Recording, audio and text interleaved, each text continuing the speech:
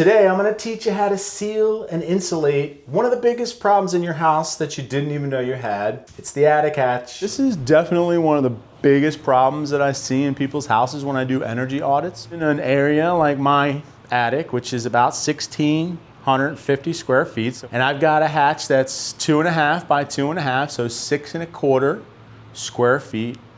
And if I don't insulate that area, that 6.25, relative to that 1,650, if I have an R value in my attic of 49, guess what? It drops it all the way down to 41. So just that small area can really have a big impact on your overall insulation system.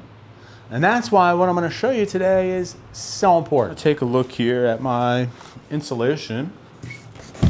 I got this at the local hardware store, and one of the nice things about it is they give you the R value right here on the foam board. Now for me, to get it from the hardware store to the house, I had to cut it in half because I have a van that's got a bunch of stuff in it.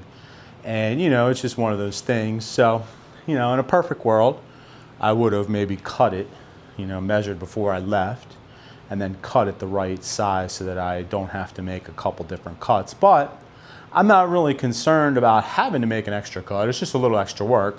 It's not going to degrade the overall effectiveness of what I'm trying to do because, again, I'll fill in the gaps. I'm going to keep everything tight. I'm going to tape it all together. And it's going to be a heck of a lot better than what it was. You can actually do a little less R value and still achieve and maintain the overall R value. So I've got a little spreadsheet. It's an R value calculator. It's kind of a weighted average type thing. And I'm going to show you how that looks. And that's going to be one of the little tricks. And today I purchased 2-inch. So I'm 13 with one piece.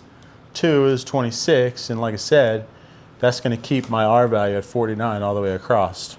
So the tools that you need today are, of course, the foam board, a sharp knife, FSK tape, which is the silver foil tape.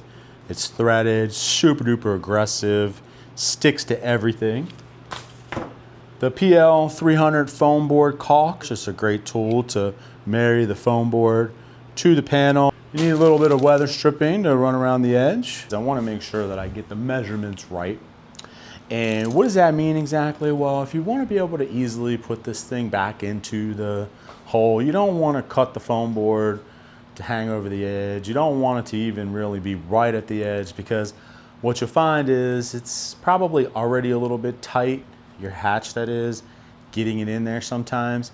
So you don't want to make a situation that might be tight even more tight or more difficult. For example, if my width is 30 and my height is 31, I might cut like 29.5 and 30.5, just to leave just a little bit of a space there so that I can wiggle it in and get this back into the opening without a lot of trouble.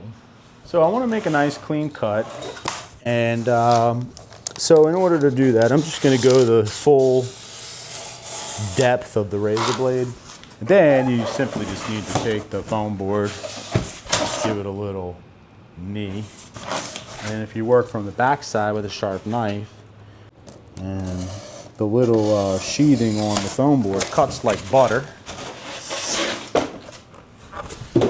So I'm gonna need a couple of these, right? Because I'm going too deep. And I'll try to take my straight edge that came from the store straight.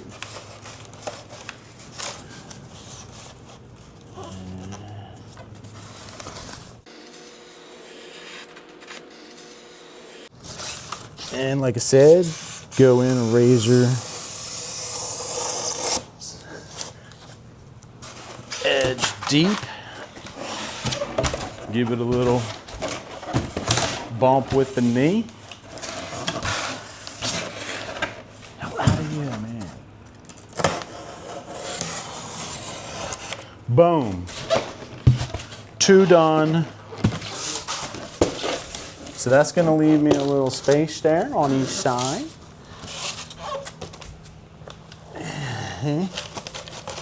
There you go. We're not done though. All right, time to get out the adhesive caulk. You want to apply this liberally. You want to make sure that the foam board adheres to the panel. And there's no reason to go light on it. I'm probably going to use this whole thing of caulk, and even if I need to like push it to the max just to do it, because you just want it to be married together. You don't want to have to worry about it. You don't want it coming apart in a few years. So straight edge.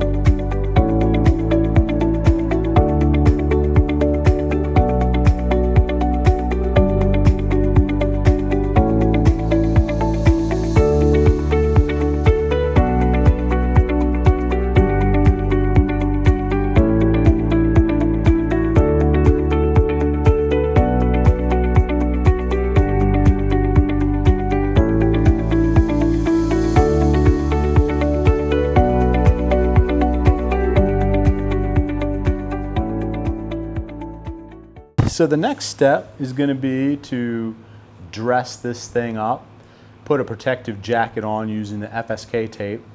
And that way, you know, over time, as it's just sitting in the attic, which is basically the outside, and it's exposed to airflow in the summer and winter and all year round, basically, dust, debris. That way everything just stays intact. It has an extra protection on it. Nothing's getting through to the vital parts of it. And the way I'm gonna do this is, first I'm gonna like go around the edge, get all that really well protected. That's the most exposed part, because obviously the actual insulation itself has like a protective sheathing. So I'm gonna make sure I get those other parts protected first, and then I'm gonna overlap after I go over the top. So I'll show you.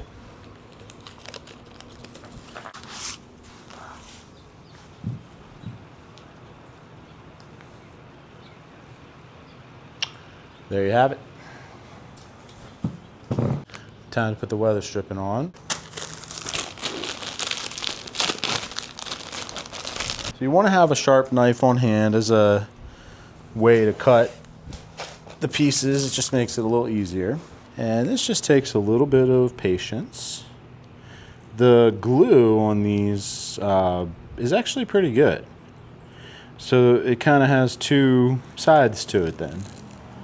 The one side is it sticks pretty good, but the other side is you don't want to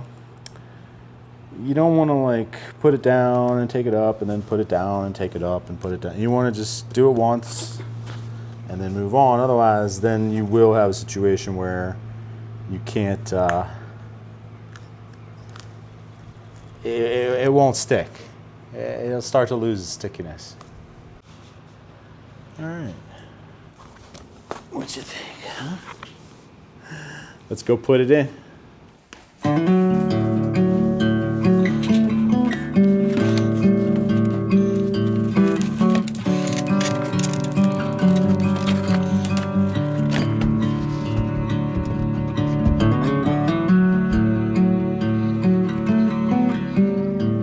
If you're interested in more projects like this, real world examples, real solutions, go ahead and subscribe. There's lots of small things you can do around your home that can make a big difference once you know where to look.